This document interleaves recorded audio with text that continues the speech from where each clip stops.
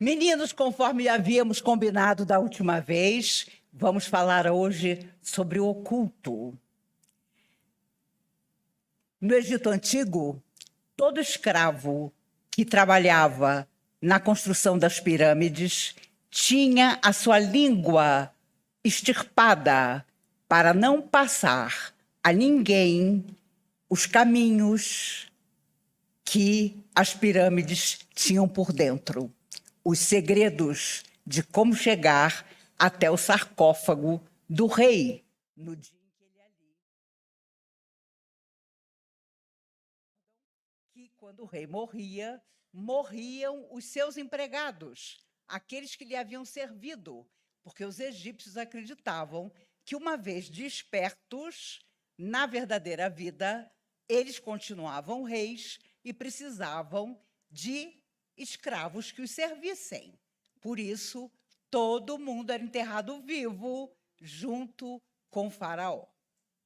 Imaginem vocês a confusão que não dava quando todo mundo despertava fora da matéria. Os romanos acreditavam também que estavam ocultos os gênios tutelares que protegiam as casas.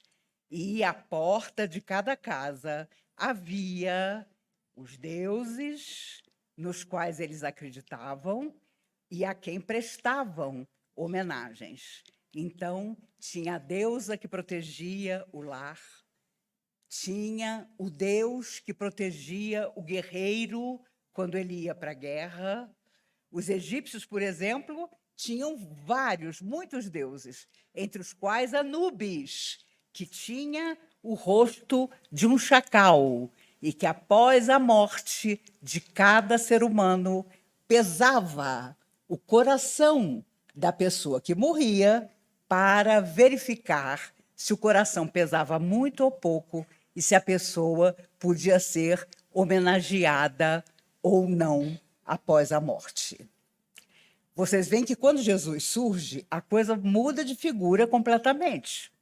Muita gente até hoje se pergunta por que Moisés não teve permissão de conhecer a Terra Prometida, se foi ele que recebeu do alto do monte, das forças maiores, os 10 mandamentos. Aquilo que, na verdade, foi o preceituar da vinda do Cristo mais tarde. Mas os espíritos amigos contam que, naquela época de Moisés, as pessoas chamadas a servir os invisíveis, os que se ocultavam porque não eram vistos, na verdade, eram as melhores pessoas que existiam na Terra encarnadas, porque o resto era um pessoal muito difícil. E não cabe aqui nenhuma crítica, porque nós devíamos estar lá. Eu me recordo uma vez, num tratamento aqui da comunhão, em que o Dr. Bezerra conversava conosco acerca dos milênios passados e os que ainda viriam, das coisas que nós ainda tínhamos que aprender. E eu me recordo que, muito surpresa, eu era garota ainda, perguntei, meu Deus, mas quer dizer que nós estamos aqui desde a época de Moisés? E Dr. Bezerra, oh, minha filha, muito, muito antes disso. Então, não adianta pensar que nós somos espíritos recentes. Ah, eu fui criado outro dia. Deus estava sem fazer nada e resolveu me dar vida. Não. Caminhamos infinitamente e não podemos afirmar que não sentimos, embora quase nenhum de nós veja, essa presença. Esse que permanece oculto e que é o nosso protetor espiritual, que é um amigo desencarnado que prometeu velar por nós, que são aqueles que, quando nós nos preparávamos para vir mais uma vez à Terra, deram testemunho de que dessa vez nós íamos fazer as coisas corretamente. Os sacerdotes e bruxos de todas as épocas lidavam com o oculto. Por que os bruxos e bruxas usavam os gatos? Porque o animal ele é um captador de energia. E, claro, os gatos, em especial, pelo próprio temperamento que o gato possui. Eu já comentei com vocês que eu tive um gato chamado Juarez, era um gato preto, e que eu achei na rua, filhotinho e cego. Ele viveu comigo 4 anos. E o veterinário dizia assim, um dia ele vai embora. E eu dizia, é impossível. Ele nunca vai embora, porque ele vai ser grato ao fato de eu ter tirado ele da rua filhotinho. Quando ele tinha 4 anos, ele pulou a janela e foi embora. Eu descobri que os homens não são nem um pouco apegados ao sentimento. Eles podem se apaixonar por você, mas desapaixonam rápido. Essa é que é a verdade. Mas os bruxos sabiam que os gatos, principalmente, não precisava ser gato preto, não, usavam a própria energia para sintonizar com as outras energias. Então, obviamente, o gato era o símbolo, sim, da bruxa, do bruxo. Os sacerdotes da Grécia Antiga eram verdadeiras pitonisas. Apareciam na frente do rei e pá, pá, pá, pá. Falavam um monte de coisa que, claro, o rei, no auge da sua tirania, não acreditava, mas muitos deles tinham vidência, audiência, e, obviamente, as coisas acabavam acontecendo. Ou não, porque também muita gente mentia, muita gente afirmava possuir uma energia, uma vibração, uma mediunidade que não existia. E isso acontece até hoje. Quando você for, e eu tenho certeza que nenhum de vocês vai, mas digamos que você fosse a uma cartomante, ou uma pessoa que colocasse runas ou cartas.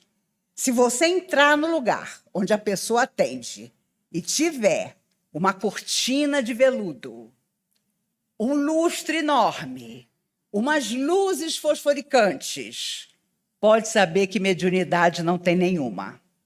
Porque tudo que é cenário é para fazer desaparecer o óbvio, que aquela pessoa não possui mediunidade ou nada que ela possa dizer. Eu conheço pessoas maravilhosas que não podem ouvir falar de uma cartomante ali na W3 Sul, que elas já estão lá. E se surpreendem, mas você nunca foi? Eu falei, nunca. Porque imagine aquele momento em que o seu adversário desencarnado, aquela pessoa que não gosta de você e está oculta, vai utilizar-se da mediunidade daquela pessoa que está te recebendo para colocar um monte de coisa na sua cabeça. Coisas que você vai sonhar que aconteçam, que não vão acontecer. Ameaças que, de repente, a pessoa vai ler lá nas cartas e, na verdade, não existem. E você ainda paga para escutar isso. Então, você quer ser bem orientado? Mude o seu interior para o bem. E os protetores espirituais, ocultos à sua visão, muitas vezes à sua audição, mesmo assim, vão agir da melhor maneira para conduzir você, sempre que você permitir, para os caminhos que são os caminhos do positivo e da benção. Richelieu ficou famoso na França. Ele tinha um poder hipnótico sobre os reis de França. Ele se escondia atrás das cortinas para escutar e para poder, obviamente, fazer todas as intrigas que pudesse. Ele foi de uma tal crueldade que os espíritos amigos nunca contaram o que foram as encarnações de Richelieu depois que ele foi o cardeal Richelieu, porque coisa boa, com certeza, não foi. Rasputin, na Rússia dos czares, valendo-se da ingenuidade da czarina, que tinha um filho hemofílico, o único filho homem, dominava completamente a mente e o coração daquela mãe, que queria apenas a cura impossível para o filho. morreu assassinado, porque ele começou a se meter em milhões de coisas para as quais não era chamado. E, geralmente, a pessoa que tem esse dom de lançar a sua energia e de receber, todos nós temos, mas com uma determinada atitude, com uma determinada intenção, e isso às vezes se volta contra você, em geral se volta quando você lança uma energia negativa sobre o outro, mesmo que seja alguém que você ame ou diga amar. Todos nós vivemos mergulhados nisso que nós não enxergamos, mas que existe, que são as energias das quais nos alimentamos, que existem em nós e que trocamos permanentemente com o nosso semelhante, gostemos dele ou não. O que nós escondemos, nem preciso dizer, né? Você tem um segredo, meu Deus do céu. E cá entre nós, quem mais sabe guardar um segredo é quem desconhece o segredo. Se não conte, olha, eu estou contando só para você. Não é para você contar para ninguém. Daqui a 5 minutos a humanidade está sabendo. Mas, às vezes, acontece da pessoa realmente guardar o segredo. Os espíritos dizem que aquilo que nós escondemos, que nós guardamos, no entanto, se irradia de nós. Se for coisa boa, tanto melhor. Se não for, nós vamos parar nas cabines de passe, nos tratamentos dos obsessivos, porque aqueles que também não querem coisas boas e estão fora da matéria passam a nos acompanhar.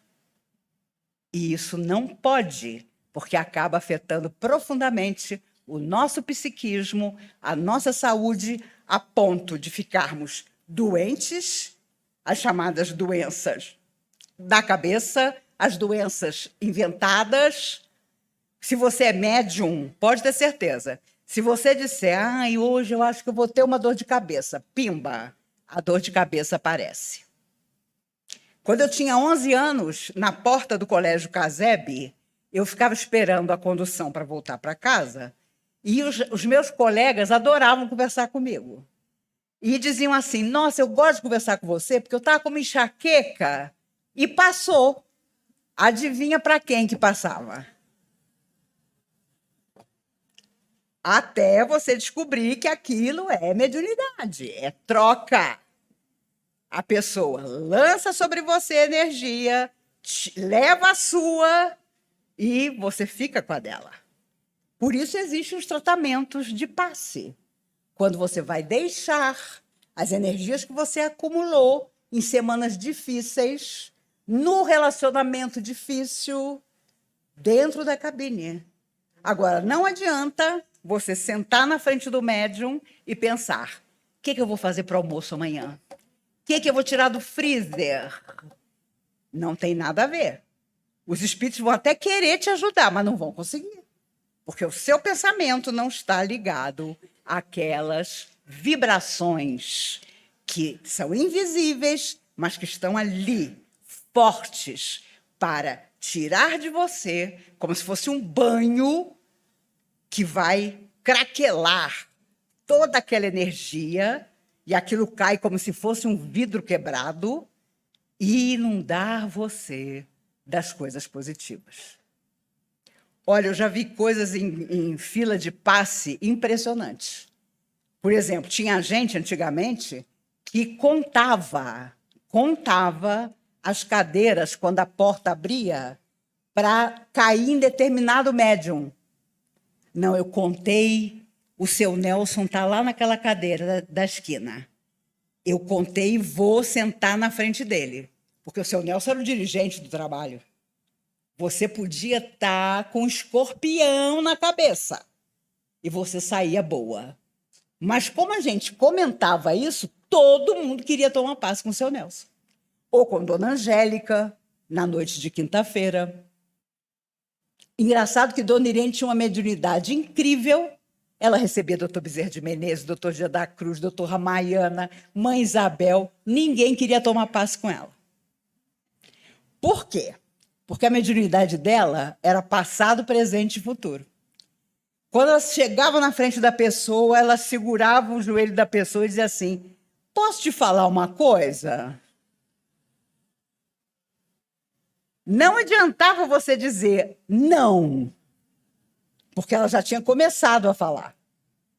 Então, era complicado. As pessoas fugiam dela, porque quando ela fazia aquele olhar 3x4, pronto. Meu pai foi um fumante inveterado a vida toda. E ela olhava para ele e ele dizia assim: o que a senhora está olhando? E ela dizia: eu não estou olhando o senhor, não. A senhora não está me olhando? Não, eu estou olhando os invisíveis que fumam com o senhor. Nem assim meu pai parou de fumar. As pessoas que têm vícios podem ter certeza. O oculto está com ela. É por isso que é tão difícil parar de fumar, parar de beber, porque não é só você. É a turma do deixa disso, como eu chamo. Você resolveu que você agora vai parar de beber. E a turma do deixa disso, que bobagem. Um copinho só não faz mal. Do copinho você vai para o segundo copinho e por aí você vai. Por isso é tão complicado. A decisão tem que ser absoluta. Eu não quero mais isto, porque eu sei que isto vai acabar me levando à morte. Porque vícios nos levam à morte. Excessos nos levam à morte. E é claro que os invisíveis, que não são corretos e dignos, têm inveja do corpo que nós temos e que eles não têm. E se eles tiverem que criar problema para nós, eles vão criar, até que percebam que criar problema para nós é criar problemas para eles também. E todos juntos vamos ter que avançar, unidos. Porque também o que vai adiantar chegar do lado de lá, irmos para um lugar bom, um lugar evoluído, se vamos deixar aqui pessoas que amamos? Não há céu para quem deixou os seus amores na terra. Não há. Nós voltamos, nós reencarnamos quantas vezes forem necessárias, até que nada mais esteja oculto. Jesus sabia tanto disso que afirmou: o Pai vê o que fazes em segredo. Jesus disse isso, porque queria nos alertar. Não adianta fingir. Ele sabia que nós éramos energia pura. Um dia fareis o que eu faço, e ainda mais. Vós sois deuses. Ele queria dizer que ele estava à nossa frente. Ele era Cristo, mas nós também chegaríamos lá. Quando Pedro vê Jesus caminhar sobre a água, pede: Senhor, eu quero caminhar sobre a água. E Jesus estende o braço e diz: vem. E Pedro sai da barca e começa a caminhar na água.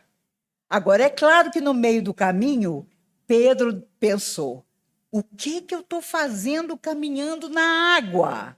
E começou a afundar. E Jesus o segurou e disse: homem de pouca fé, por que duvidaste? Por que duvidaste? Se ele não tivesse duvidado, ele teria caminhado até abraçar Jesus no meio do mar. Mas não conseguiu. Um dia Jesus perguntou: o que dizem que eu sou? E Mateus disse: uns dizem que és um bruxo. O outro: uns dizem que és o demônio. O outro: todos desconfiam de ti, mestre. E vocês, o que pensam que eu sou? E Pedro afirmou emocionado: eu sei quem és. És o Cristo, Filho de Deus vivo. Pedro era o mais velho. observava Jesus o tempo todo. E Jesus então diz: Pedro, tu és pedra, sobre essa pedra eu edificarei o meu reino. Porque Pedro foi o primeiro a perceber que todos eles estavam muito distantes de entender o que era Jesus. Jesus alertou infinitas vezes: Senhor, por que nós não curamos? Senhor, por que nós não expulsamos os demônios? Por causa da vossa pouca fé. Se tiveres a fé do tamanho de um grão de mostarda, direis essa montanha: passa daqui para lá, e nada vos será impossível. A montanha a que Jesus se referia, obviamente, era a montanha das nossas dificuldades. As prisões mentais do nosso passado nos atingem e muitas vezes surgem através de pesadelos. Já aconteceu de você sonhar que alguém está correndo atrás de você? E você corre, corre, corre, e a pessoa quase te alcança, e quando ela vai te alcançar, alguma coisa acontece que te traz de volta para o corpo e você acorda. Há muitos anos atrás, uma moça veio à comunhão. Ela havia descoberto que o marido tinha uma outra pessoa. E o que começou a acontecer? Ela ficou tão desgostosa que, quando ela saía do corpo nas horas de sono, ela saía correndo e não queria mais voltar para acordar de manhã. E, é claro, as almas sofredoras corriam atrás dela. Então, foi preciso um tratamento desobsessivo, foi preciso que o esposo também fizesse, foi preciso que eles se entendessem, porque havia um risco, segundo os amigos espirituais, dela ser desligada do corpo físico por almas intensamente sofredoras e inteligentíssimas que queriam afetá-la desta forma, porque ela tinha perdido a alegria de viver, porque tinha descoberto que o esposo tinha uma outra pessoa na vida dele. Pelo amor de Deus, meninas, você descobriu qualquer coisa do seu marido? Não saia correndo na hora do sono, entendeu? Que bobagem! Divórcio hoje em dia existe para isso. Não seja boba. Ou então você pega e compra o batom mais caro que você encontrar. Como diz Nani People, uma mulher sem batom é uma mulher sem destino. Você coloca o batom, ele vai ficar pasmo com aquele batom maravilhoso em você e você vai fazer aquele ar indiferente. Juro por Deus, o homem aguenta tudo, indiferença nunca. Eles morrem por uma mulher indiferente.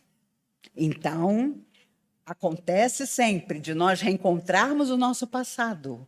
Muitas vezes, alguém que nos aprisionou e que nós vamos rever. Muitas vezes nos unimos àquela pessoa. E os espíritos comentam uma coisa, nos livros de André Luiz comenta isso, que há pessoas que, mal chegada à idade adulta, dá uma coisa na pessoa de querer casar, de querer ter filho, e o pai e a mãe dizem: meu filho, você é muito novo. Não, mas eu quero, eu preciso casar, ter filho. Os livros do André Luiz são de 1944 a 57. Eu dei um desconto, porque hoje eu não conheço ninguém que diga: eu quero casar, eu quero ter filho. Mas, naquela época que ele psicografou os livros, parece que isso era comum. E ele narra no livro Entre a Terra e o Céu que há pessoas que saem tão compromissadas no mundo espiritual para gerar filhos que elas querem, de qualquer maneira, ter filhos, porque elas vão trazer para junto delas os compromissos do passado na figura dos filhos que terão. Mas, gente, isso não é para você chegar em casa e dizer para o seu filho que está noivo: vamos rever o seu noivado. Eu estou achando você muito empolgado. Vai que vem algum neto meu que é um capiroto, mistura de capeta com garoto. Então vamos com calma. Não. Mas naquela época, durante a Segunda Grande Guerra, ele começou a psicografar através do Chico e conta isso, que há pessoas que se afligem mesmo, que se afligiam para formar uma família, porque sabiam dos compromissos que tinham para formar a família, para receber crianças como suas filhas. Por que os criminosos que nunca foram descobertos, na verdade, acabam se entregando? Porque eles vivem a imagem mental do que eles fizeram. Então, eles podem esconder, eles podem nunca ser presos, eles podem botar a culpa em outra pessoa, mas aquilo permanece oculto dentro dele. É um inferno interior, porque ele sabe que ele fez aquilo, ele sabe que ele tirou a vida daquela pessoa. Então, é muito complicado, porque o remorso acaba com a pessoa por dentro. Ela talvez nunca se entregue, talvez ela saia da Terra e volte ao mundo espiritual completamente culpada, sem ter resgatado seu débito com a justiça dos homens. Vai se entender com a justiça da própria consciência, mas ele não consegue esquecer. Roque Jacinto escreveu um livrinho há muitos anos, favorito das crianças de evangelização, O Lobo Mau Reencarnado. Vocês sabem, o lobo comeu a vovozinha e ia comer a Chapeuzinha quando o caçador matou o lobo mau. E aí, quando ele chegou no mundo espiritual, você matou a vovozinha, você comeu, mastigou a vovozinha. Eu? De jeito nenhum. Eu jamais faria isso. Quando que eu ia matar e comer uma vovozinha? Enquanto ele alegava inocência, para seu desespero, da sua mente, como se fosse um filme, batia na parede a história verdadeira. Ele comendo a vovozinha, ele querendo comer a Chapeuzinho, até que o caçador o matou. Ele morre de arrependimento, porque não tinha como mentir. Aquilo que estava oculto veio. E aí ele pede para voltar à terra. Mas ele precisava voltar próximo do caçador que lhe tirara a vida. E ele volta, então, como cachorro do caçador. Mas não ficou só nisso. Eles saíram para caçar, o lobo mau já reencarnado como cachorro. Um dia estão na floresta, uma cobra venenosa se lança sobre o caçador para defender o dono. O cachorro se lança sobre ela e morre picado pela cobra, resgatando assim o seu débito. O lobo mau doara a própria vida ao caçador que lhe havia tirado a existência quando ele era lobo. As crianças adoravam essa história. Elas achavam o máximo o lobo mau ter reencarnado como cachorro do caçador e, dessa vez, dar a vida para que o caçador pudesse viver. Resumindo, é isso que acontece conosco. Nós nos aproximamos das pessoas mais chegadas. Nos fizeram bem ou que não é bom, não importa. Nós temos que encontrá-las novamente, para, dessa vez, ressarcir os nossos débitos e iluminar de amor a nossa relação com essas pessoas. E aquilo que está escondido virá naturalmente, porque nos apaixonamos, ou então nos tornamos grandes amigos, ou solucionamos questões dessa pessoa nessa vida que nós não conseguimos em outra vida solucionar. E assim vamos avançando, evoluindo, ficando cada vez melhores. Nada há oculto que não venha a ser descoberto. Por isso, volta e meia, a humanidade recebe os grandes pensadores, os grandes filósofos, os grandes cientistas, como Einstein, para nos dizer das maravilhas que existem no universo, e um dia nada mais estará oculto para nós. Nós saberemos tudo, e o processo evolutivo terá nos alcançado, enfim, estaremos perfeitos. E o que nós vamos fazer perfeitos? Nós vamos ajudar aqueles que ainda não forem perfeitos. Por isso, há muita coisa para se fazer ainda. Nós mal começamos. Como diz José Grosso, só ontem a noção do belo e do verdadeiro chegou ao nosso coração. Ainda há muitas vidas a viver, há muitos planetas a habitar, há muita coisa oculta de nós mesmos que nós vamos colocar para fora, deslindar, embelezar, enobrecer, e então vamos avançar sempre. Nem preciso dizer que foi por isso que Jesus afirmou: a cada um segundo suas obras. Porque aquilo que nós sonhamos, um dia virá. Se não nessa vida, numa outra. Aquilo que nós mentalizamos, desejamos para o outro, retornará para nós. Se for bom, tanto melhor. Se não for, o problema vai permanecer conosco. Vocês devem se lembrar de uma história que aconteceu com o Chico quando ele era bem pequeno e morava com a madrinha. O primo dele, que era uma pessoa dificílima, surgiu com uma ferida na perna, horrível. E a madrinha do Chico, que era uma pessoa difícil, escutou uma vizinha dizer: ué, o Chico não diz que vê quem já morreu? O Chico não diz que cura? O Chico não falava nada disso. Ele dizia, sim, que via quem já tinha morrido, mas que curava, não. Põe o Chico para lamber a ferida, que o Chico vai ficar, que o menino vai ficar bom logo. E aí, a madrinha disse: a partir de amanhã, todo dia de manhã, você vai lamber a ferida do seu primo. Vamos ver se você cura de verdade. E o Chico ficou enojado. Ele tinha 8 anos.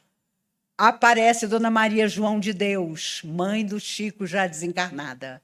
Meu filho, obedeça a sua madrinha. Ela é tão boa, só a mãe do Chico achava a madrinha boa. Obedeça. Mas, mãe, é uma ferida aberta, sanguinolenta. Não tem problema. Eu vou colocar a minha mão entre a sua boca e a ferida. Você não vai sentir nada, meu filho. Beije a minha mão. Olhe e veja a minha mão entre a sua boca e a ferida do seu primo. E nem preciso dizer a vocês que 1 semana depois a ferida fechou completamente e a perna ficou curada. E toda a vizinhança com o olho desse tamanho. Porque, obviamente, a língua do Chico tinha poder. Mas não era simplesmente a língua dele. Era a mão da mãe do Chico ali, oculta, trazendo toda a energia necessária. Aquele menino que não merecia. Porque ele fazia xixi na cama e de manhã dizia que o Chico é que tinha feito xixi. Só para dar uma ideia para vocês da perfeição que o garoto era. Mas essas eram as provas que o Chico tinha que atravessar, para que mais tarde ele psicografasse 16 livros de André Luiz, contando essa maravilha que é você não permitir que o que está escondido em você te faça mal. Para isso existe o psiquiatra amigo, o psicólogo correto. Existe até um amigo que vai ouvir o seu desabafo. Existem as pessoas com quem você pode lidar. Você vai tirar essa energia que te incomoda, que te machuca, que te dói, e vai perguntar: o que você acha, fulano? O que você faria no meu lugar? Não é perguntar para Deus e o mundo, não. É saber também com quem você conversa, a quem você pergunta. Porque quando nós ocultamos uma coisa por muito tempo, aquilo como que apodrece dentro de nós. Os amigos espirituais dizem que no futuro todas as doenças deixarão de existir, porque nós saberemos que todas nascem da nossa mente e dos sentimentos menos nobres do nosso coração. Por isso, os espíritos dizem: a cura de todos os tipos do câncer, segundo eles, é tão fácil, mas nós não conseguimos a cura. Pessoas de todas as idades desencarnam vitimadas por essa doença. E por quê? Porque algo em nós trabalha contra nós naquele momento, em que determinada célula determina, lá por ela, lá dentro, que ela vai agir de forma diferente. Porque alguns se curam e outros não. Aí entra o processo. Quantas vezes vimos os espíritos amigos dizerem nos trabalhos de tratamento físico espiritual: você, meu filho, pediu para não ficar curado. Nós não podemos curar você, porque pela sua vontade, a sua alma é que precisa ficar curada, o seu corpo não. E eram pessoas jovens que procuravam a comunhão espírita, mas não podiam ficar curadas, porque elas mesmas haviam determinado que a lição tinha que ir até o final. E quando você não vê, mas escuta, a gente tem sempre alguns espíritos amigos que se preocupam conosco. Eu tenho uma série de exames para fazer para operar catarata. E são exames meio laboriosos, porque os meus olhos nunca foram 100%. Aí eu procurei na minha casa inteira e os exames tinham desaparecido. Os pedidos de exame tinham desaparecido. Eu suava. Eu arrumei todos os armários, todas as gavetas, tudo que vocês podem imaginar. A minha casa já é arrumada que nem o palácio da Rainha da Inglaterra. Que Deus a tenha, porque agora ela já está do lado de lá. Mas eu procurei em tudo que foi lugar. Mais de uma vez, sentei no sofá da sala. Escuto a voz de um amigo espiritual dizendo: o que você procura está ali, na arca, embaixo da televisão. Eu, tola, falei: não está não, que eu já procurei 2 vezes.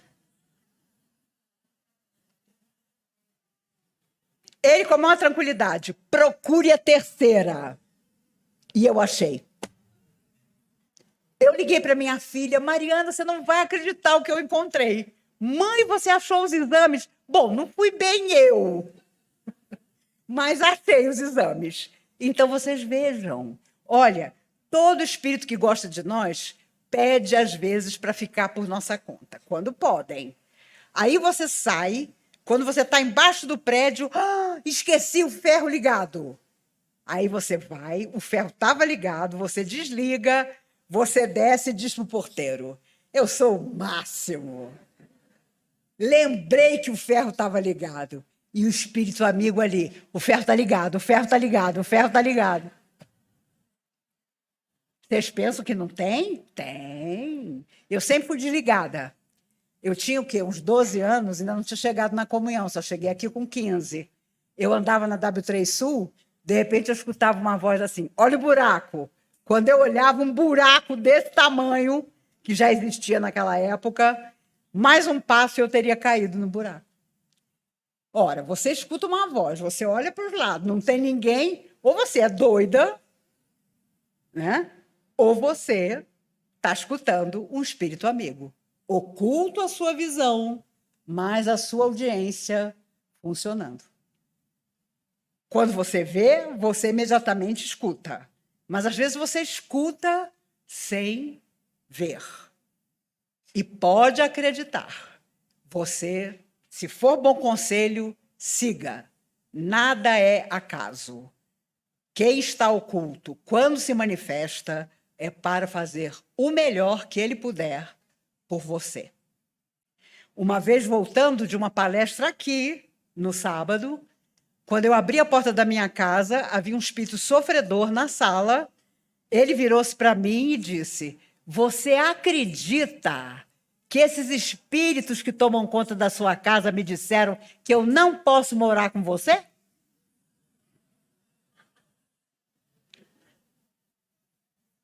E eu, fazendo aquela cara moderna, falei: é mesmo? Eles disseram isso? Disseram. E desapareceu. Mas quando você, aqui entre nós, não tem o hábito de orar, pelo menos uma vez por dia, Senhor, que as forças do bem estejam comigo. Protege a minha casa, porque a minha casa é o meu alicerce. Quantos não têm casa? Todo dia, quando eu sento para tomar café, eu amo café. Eu penso em todas as pessoas que estão nas ruas e que dariam tudo por uma xícara de café. Será que a gente dá valor quando a gente senta? Ah, eu moro sozinha, ninguém está me olhando, mas o invisível sabe. Sabe quando você agradece, sabe quando você se revolta, sabe o que sai do fundo de você.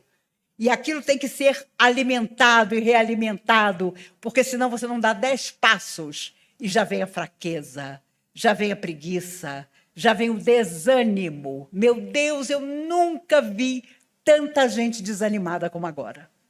O que é isso? A vida mal começou para nós. A vida que vale a pena viver mal começou para nós. E nós estamos desanimados? Não, esse ano mal começou. Ainda que traga lutas, não importa, porque lutas são para serem vencidas. A única coisa que nos perguntarão um dia é o que foi que nós deixamos no coração do outro. E se Deus quiser, nós vamos responder coisas maravilhosas. Todos nós. Portanto, se você é um desencarnado que está na plateia, e há milhares aqui, venha, volte à Terra com coragem. Escolha um pai e uma mãe bem bacanas, ou não tão bacanas assim, mas você vai ser bacana e vai ser o suficiente. Se você já está na Terra, encarnado, faça o seu melhor. Cuidado com os pensamentos intrusos. Ai, hoje eu estou lembrando do fulano. Eu namorei fulano há 60 anos atrás. Ele era tão bacana. Será que ele morreu? Será que ele casou? Pelo amor de Deus, gente. Vamos colocar nossa mente para funcionar de verdade. Vamos acordar e pensar. Deus. Força, alegria, coragem. É isso que nós precisamos ter. O resto virá. Nós mesmos vamos buscar. O importante é que, com coragem, nós vamos vencer tudo. Hoje é difícil, amanhã será mais fácil. Hoje vivo de facilidades, lutarei para que, quando a hora difícil chegar, eu esteja preparado também. Não nos esqueçamos disso. A misericórdia de Deus está em toda parte. Não importa a quem chamemos de Deus. Vamos imaginar que a única coisa que não é oculta é o amor de Deus por todos nós. Que Ele nos abençoe, que nos guarde e que hoje a nossa mentalização final, antes que Cristina nos acompanhe na oração, seja por todo aquele que vive a perda de alguém querido e não acredita que vai reencontrar esse alguém em alguma parte. Não há solidão maior do que essa, a de quem perdeu a fé. Que hoje a nossa mentalização seja para aqueles que perderam a fé, que possam reencontrá-la, que possam ter a certeza absoluta que Jesus afirmou inesquecível. Eu estarei convosco até o final dos séculos. Amigos,